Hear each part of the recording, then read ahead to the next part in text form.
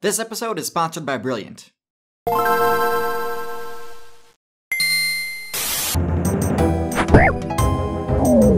Show me your moves! Talking cat! If you play this game for a while, you'll eventually hear about some builds that seem really far-fetched and possibly overpowered. Builds that a lot of players will claim to have seen, but have no evidence to back it up. That's right, today we're talking about cryptids. Do they exist? And more importantly, where would they be on the tier list? If you unlock them as a playable class, would you even want to play as them? There are some where the answer is an obvious yes, and some that might be more hype than power. And there are some I've even managed to figure out how to unlock myself, so prepare for some never-before-shared secrets on these legendary builds. As always, we'll start from the bottom of the tier list and go up from there. So in my opinion, the worst cryptids are the ones unlocked by taking a well-known build and afflicting them with an appearance-altering disease. One example of this is the Chupacabra. I used to think that they'd be quite overpowered because of the lifelink ability, until I figured out how to unlock them and saw how they really play. The legend goes that the Chupacabra, aka Goatsucker, can heal itself by draining the HP of its bite victims. That's a load of nonsense. To unlock the Chupacabra, what you need to do is choose a canine build on the character select screen, and then intentionally get yourself infected by mange. You can do this by simply being in close proximity with another player with the same debuff, as it spreads quickly. Mange has a few effects. The first is a massive sanity debuff brought about by intense itching.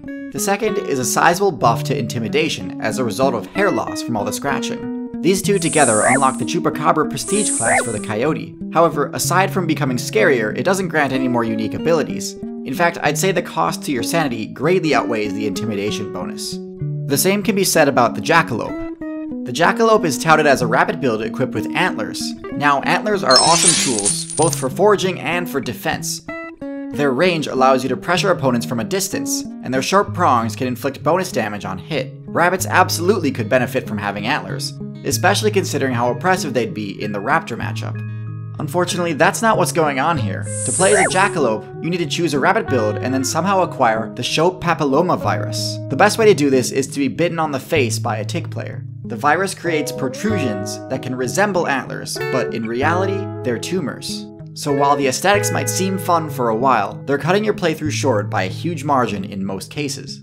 Next are the builds which get a lot of hype and don't have a fatal flaw, but I still don't think are necessarily top tier. The first is what I like to call the Solo Simian build. This is the general name for rumored hominid builds like the Sasquatch, Bigfoot, Yeti, Yowie, and Abominable Snowman.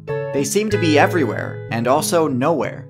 And I think there's a reason for that. Great Ape builds have everything in common with these Solo Simians except for one thing: team play. Even though this fabled character seems to have the same or possibly even higher base stats and abilities than the other apes, team play is what brought apes to the forefront of the meta. Foregoing that just seems like an objectively suboptimal play, and so I have to rate these guys lower than all the other simians.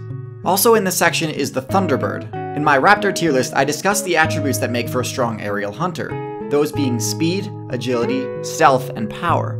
Thunderbirds, being massive flying tanks, would not be suited to this playstyle at all. The largest playable flying birds are all scavenger types that use their large size to travel great distances easier. The largest raptor build ever to make waves in the meta was Haast's Eagle, which managed to have a commanding lead in the New Zealand meta for a solid chunk of time. However, this build was by no means a Thunderbird. It was actually smaller than modern-day Condor and Albatross builds, and so as intimidating as a cloud-sized eagle would be, I don't think it would make for a very effective build. Okay, so now that we've covered the bad and average cryptids, let's finally get into ones I think would actually be really strong. In fact, it's my personal opinion that these cryptids are actually players who somehow avoided the sweeping bans put in place by the devs. The first one is, of course, the Loch Ness Monster. Plesiosaurs used to hold the #1 spot in the marine meta, way back during the Jurassic expansion. They were much quicker and more agile than fish at the time, and since the devs hadn't introduced marine mammals to the game yet, they were totally uncontested. If plesiosaurs were still playable today, they'd easily still be high tier. The tactic of using one's reach in order to attack a school of fish from afar is what made them so dominant in the past metas, and this strategy is still employed by builds like the Swordfish and Sawfish today. In fact, one of the main arguments against the existence of the Loch Ness Monster is that they're simply too strong for the Loch server. They'd easily overpower and defeat every other player there, and eventually just end up starving because they'd have driven away the competition. If something like this build is actually playable, it's much more likely that it's an open ocean exclusive, and judging by the recent finding of a mysterious creature washing up on Georgia's shore, this seems to be the case. The last cryptid on our tier list today is another potential banhammer dodger, the jungle-dwelling reptile called Mokili Membe. Despite the fact that the devs removed sauropod builds from the game long ago, rumor has it that Mokili Membe is a secret playable character in the river biome of the Congo jungle. This is at least mildly plausible because the vast stretches of thick rainforests and deep swamps have actually blocked human data miners from exploring the area. One reason I find this build to be more plausible than Nessie is that Mokili Membe is speculated to be using the pygmy character trait. This solves two problems at once. First, this gets around the problem I have with the Nessie build, in that they're so big and powerful that they'd annihilate all of their competition and end up starving. A pygmy sauropod would still be powerful, but there would still be enough loot for itself and other herbivores in the area. This also helps explain how it avoided the ban, seeing as pygmy builds often survive much longer than their full-sized counterparts, as seen with the pygmy mammoth that survived on the Aleutian Island servers up until fairly recently. Now, with that said, I've still never had the opportunity to play as this fabled character or even seen one in-game, so if any of you know how to unlock it, please share that in the comments.